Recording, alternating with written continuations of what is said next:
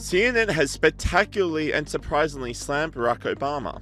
Honestly, it's not unfair to say if President Obama's going to write a whole post about a peace deal, maybe he should acknowledge the president that brokered it. If Donald Trump gets a peace deal, he deserves the credit. The criticism came after the former president wrote a lengthy post on X that celebrated the end of the war but gave no recognition of Donald Trump's pivotal brokering of the deal. The post read, "After 2 years of unimaginable loss and suffering for Israeli families and the people of Gaza, we should all be encouraged and relieved that an end to the conflict is within sight, that those hostages still being held will be reunited with their families, and that vital aid can start reaching those inside Gaza whose lives have been shattered.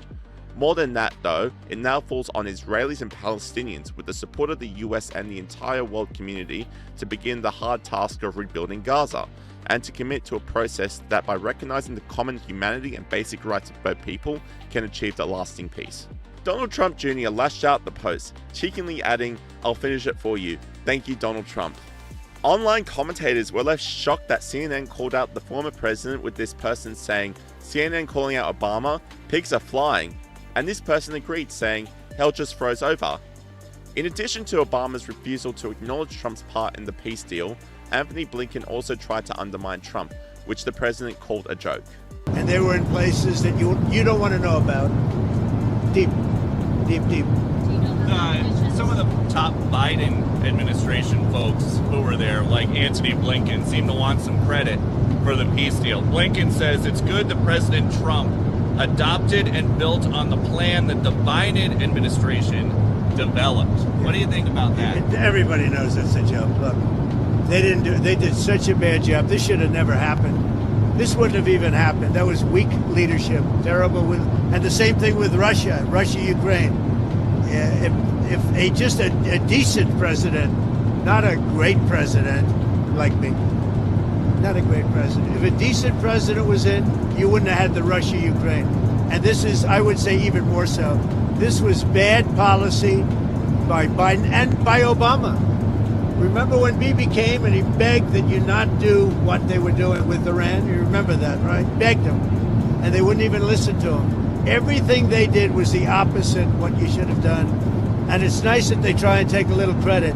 That was years ago, and the mistakes were made years ago, and it was both by Biden and Obama. And whilst Obama and Blinken continued to ignore President Trump's groundbreaking strides forward, another former Trump rival is taking the high road. Hillary Clinton praised Trump for the peace deal.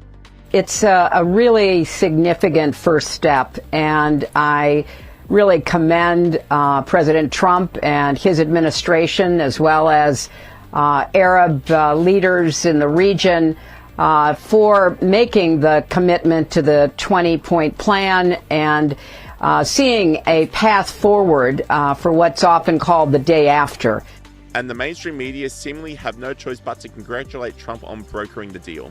We've heard it again and again from a number of people today, really giving credit to President Trump for getting this deal over the finish line. What are you hearing from your sources with regard to President Trump's role in getting both parties to sign off on at least the first phase of this peace plan?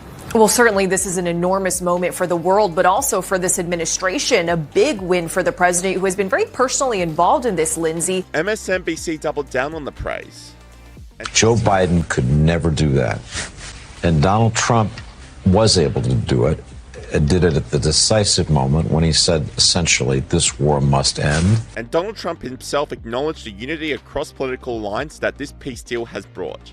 A very special time, and I guess if you read your own papers and your own networks, everybody's very excited about this moment in time. So I'll see you on the plane. I think you're traveling with us, but this is a very special event. They had 500,000 people yesterday and today in Israel, and also the Muslim and Arab countries are all cheering. Everybody's cheering at one time. That's never happened before. Usually if you have one cheering, the other isn't. The other is the opposite. This is the first time everybody is amazed and they're thrilled, and it's an honor to be involved. And we're going to have an amazing time, and it's going to be something that's never happened before. So I'll see you on the plane, and we're going to have a good time. Okay, Peter? Nice to see you. Thank you, everybody. See you in a little while. And Trump is right, with celebrations breaking out on the streets of Gaza over the weekend.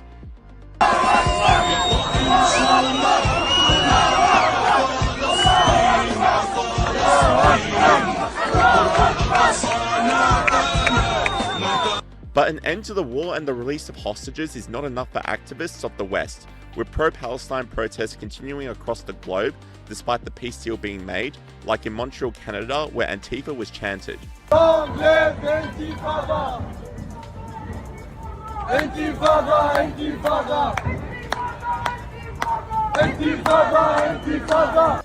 This commentator said, pro-Palestinian Islamists take over the streets of Montreal, Canada. Despite the war being over, they say their work is not done and the protests will continue. It was never about Palestine, it's about destroying the West.